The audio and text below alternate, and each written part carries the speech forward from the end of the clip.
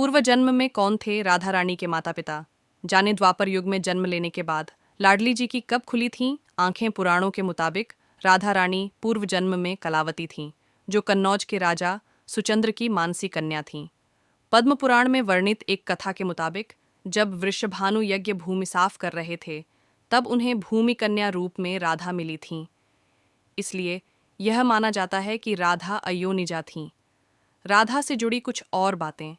राधा को प्रेम, कोमलता, करुणा और भक्ति की देवी माना जाता है। शास्त्रों में राधा को लक्ष्मी का अवतार बताया गया है। राधा का जन्म भाद्र मास की शुक्ल पक्ष की अष्टमी को माना जाता है। राधा भगवान कृष्ण से 11 महीने बड़ी थीं। राधाष्टमी के दिन देवी राधा की पूजा की जाती है। पद्म पुराण में राधा रानी के जन्म की कहानी मिलती है। इस कथा के अनुसार वृषभानु जी को भूमि की सफाई करने के दौरान राधा जी प्राप्त हुई थीं। वहीं कई पौराणिक कहानियों में इस बात का उल्लेख भी मिलता है कि राधा जी की उत्पत्ति कमल से हुई थी।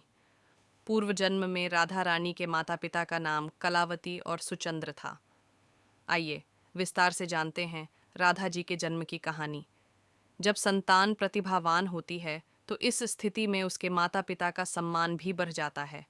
हर कोई लायक संतान के माता पिता के विषय में जानना चाहता है।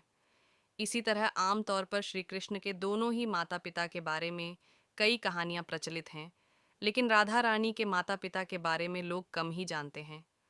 राधा रानी, जिन्हें प्यार से लाडली जी भी कहते हैं, उनके माता पिता का नाम कीर्तिदा देवी और वृषभानु जी था।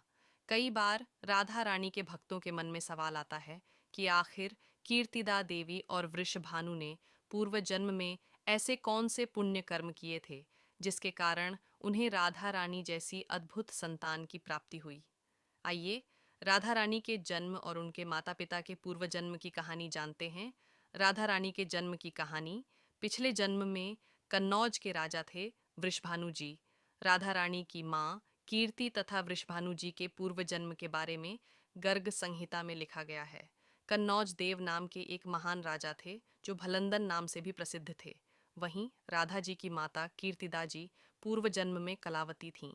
कलावती को अपने पूर्व जन्म की सारी बातें याद थीं। द्वापर युग में सुरभानु के घर एक बालक का जन्म हुआ जिसका नाम सुचंद्र रखा गया। आगे चलकर सुचंद्र जी ही वृषभानु जी बने। उन्हें भी पहले जन्म का स्मरण था। गोपों में उनकी प्रधानता थी। पूर्व जन्म में राधा रानी के माता पिता दोनों ही दान पुण्य और सत्कर्म किया करते थे।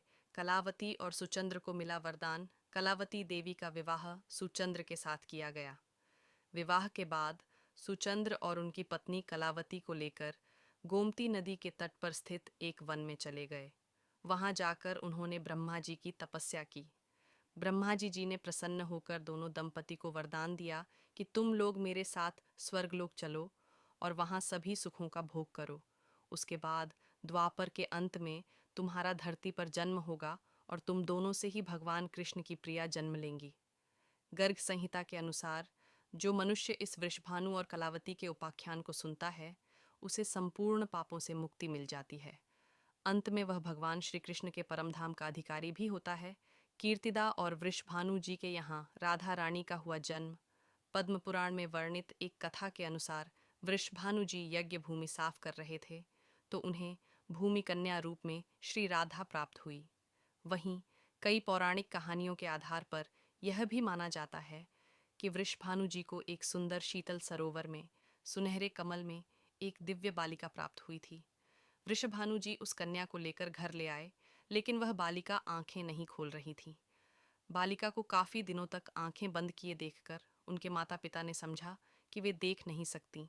लेकिन जब बाल रूप में श्री कृष्ण राधा रानी के सामने आए तो राधा जी ने आंखें खोलीं और मुस्कुराने लगीं।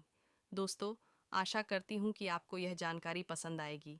इसी ही और रोचक जानकारी और कहानियों के लिए हमारे यूट्यूब चैनल को सब्सक्राइब कर ले, जिससे आप हमारे साथ जुड़े रहे। धन्यवाद। आपको कैसी कहानियाँ सुनना पसंद है? कमेंट बॉक्स में जरूर बताइए।